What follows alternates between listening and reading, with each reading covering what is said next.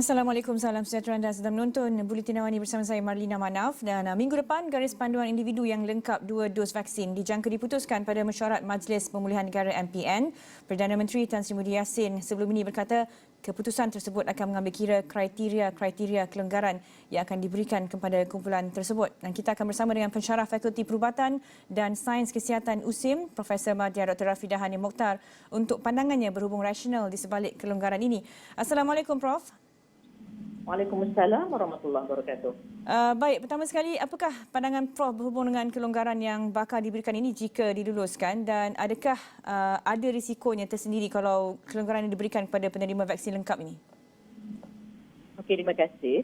Pertamanya, saya merasakan memang ada keperluan untuk kita mula menggerakkan pelbagai sektor dan tidak ada cara ataupun kriteria yang lebih sesuai melainkan melihat kepada status vaksinasi seseorang. Walau bagaimanapun, kelonggaran apa kita kata pergerakan ataupun faedah daripada mereka yang telah lengkap 2 dos ini mestilah bersama-sama dengan pertamanya mempunyai kita kata pihak berkuasa mesti ada kaedah yang efektif untuk memantau dan mengenal pasti siapakah yang telah komplit lengkap 2 dos tersebut. Ya. Keduanya, memberi kelebihan kepada mereka yang telah lengkap 2 dos ini juga mestilah bersama-sama dengan SOP-SOP lain, iaitu masih lagi memakai pelindung muka dan mestilah menjaga penjarakan sosial. Kerana kita masih lagi kadar mereka yang telah divaksinasi belum lagi mencapai peratusan yang apa kita kata optimal ataupun memuaskan. Kadar yang lengkap 2 dos kita belum sampai 20%. Jadi kalau mereka tidak mematuhi SOP-SOP lain, kita bimbang jika mereka yang diberikan kelonggaran ini mungkin bertemu dengan pihak yang belum lagi divaksinasi. Ya, jadi saya tidak ada bantahan tentang kemudahan ataupun kelonggaran mereka yang telah divaksinasi ini untuk dari segi bergerak dan sebagainya. Tetapi ia mestilah datang dengan enforcement, penguatkuasaan, pengesah identiti bahawa yang telah dapat 2 dos ini mesti kemas. Prof sebut tadi berkenaan dengan pihak berkuasa perlu ada kaedah efektif memantau. Apa mekanisme yang boleh Prof cadangkan buat masa ini dengan keadaan ketika ini yang paling sesuai dilaksanakan?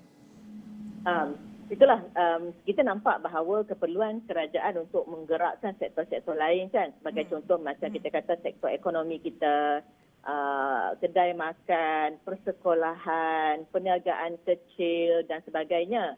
Tetapi mereka yang telah diberi kelonggaran untuk kita kata kembali ke sektor-sektor ini, kena ada satu kaedah yang saya rasa mungkinlah sekarang ini kita guna MySejahtera kan? Ataupun sijil pengesahan bahawa dia telah mendapatkan vaksin mestilah sijil yang telah otentik. Sebab kita bimbang bila tidak ada kaedah untuk mengenal pasti ni, kita akan dapat banyak perakuan palsu. Macam mana kita nak deal dengan perkara tersebut kan? Jadi orang yang belum divaksin mungkin akan kita kata fake, memalsukan dia punya sijil tersebut, screenshot dan sebagainya. Jadi sistem MySejahtera, sistem mengenal pasti individu telah tamat 2 dos itu mestilah sistem yang kemas dan tulen. Okey Prof, berkenaan dengan tadi Prof juga ada sebut berkenaan dengan keperluan untuk populasi divaksin sepenuhnya kita patut melihat lebih pada kadar ketika ini saya rasa kurang 10% yang sudah lengkap 2 dos. Pada peratusan berapa adalah ideal untuk kita berikan kelulusan kepada mereka yang sudah lengkap ini untuk kelonggaran dan sebagainya? Itulah kalau idealnya adalah 50 hingga 60%. Kebanyakan negara-negara yang telah mencapai dan menunjukkan efektif vaksinasi ini melaporkan bahawa 50 hingga 60% populasi divaksinasi berkadar terus dengan penurunan kadar jangkitan COVID-19. Ya. Tetapi saya juga faham bahawa kalau kita menunggu 50 hingga 60% dan baru kita nak mula menggunakan kaedah kelonggaran ini, mungkin kita akan ambil masa yang lebih lama lah. Kita jangkakan sekarang 400,000 sehari, mungkin dalam bulan Oktober kita boleh mencapai kebanyakan populasi divaksinasi. Saya nampak langkah untuk melonggarkan ini ada juga manfaatnya kerana daripada target kita 80% ataupun 26 juta penduduk Malaysia divaksinasi, sebenarnya baru 18 juta yang mendaftar di MySejahtera. Betul. Jadi macam mana nak galakkan ramai orang mendaftar dan ambil vaksin? Macam mana kita nak capai 50% pun kalau kita tidak dapat melatih rakyat kita bahawa lengkap dos tersebut memberi beberapa manfaat.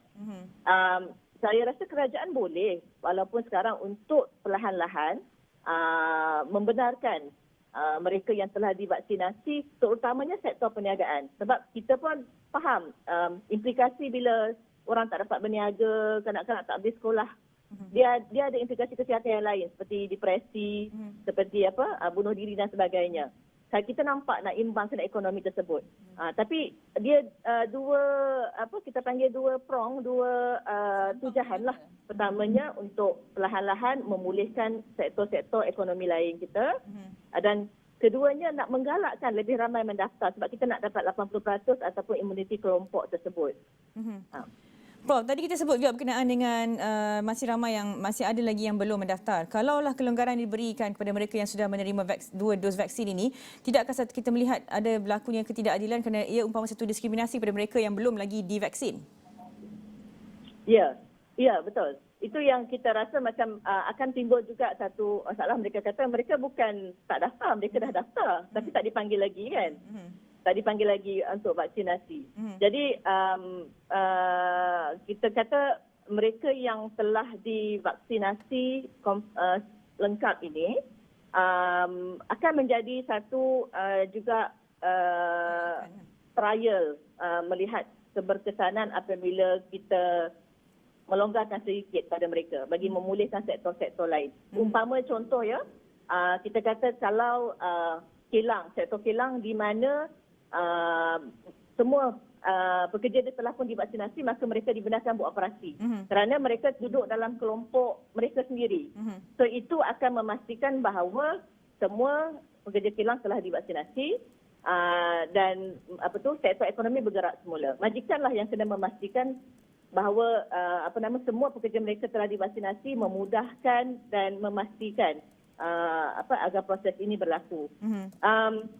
Kerana proses vaksinasi ini, orang kata kita cuba untuk berlaku adil kepada semua, tetapi memang akan memakan masa lah kerana setiap hari akan ada giliran kan. Masalah kita bukanlah masalah mereka yang belum dipanggil lagi. Dan saya rasa yang ini pun kerajaan telah pun mengatakan bahawa beberapa juta dos telah pun sampai dan kita akan menggiatkan lagi proses vaksinasi dan bukan ni. Masalah adalah mereka yang tak mendaftar pun. Betul. Sebab mereka rasa macam kalau dia tak daftar pun kelebihan dia sama dengan orang yang dah vaksin. Betul. Sama-sama boleh bergerak, sama-sama boleh ni. Jadinya kita tak akan dapat capai objektif yang kita nak supaya majoriti memastikan mereka telah divaksin. Okey, baik. Terima kasih Profesor Madya Dr. Rafidah Hanim Mokhtar dari USIM kita bertanyakan berhubung dengan rasional untuk memberikan kelonggaran kepada mereka yang sudah lengkap menerima 2 dos vaksin, yang mana kalau saya boleh rumuskan, Prof berpendapat adalah wajar untuk memberikan kelonggaran ini tapi demi mengimbangi antara keperluan menjaga kesihatan dan kelangsungan ekonomi di negara, tetapi kelonggaran ini perlu hadir dengan beberapa mekanisme ketat khususnya untuk memastikan SOP dipatuhi oleh mereka yang sudah diberi vaksin penuh ini.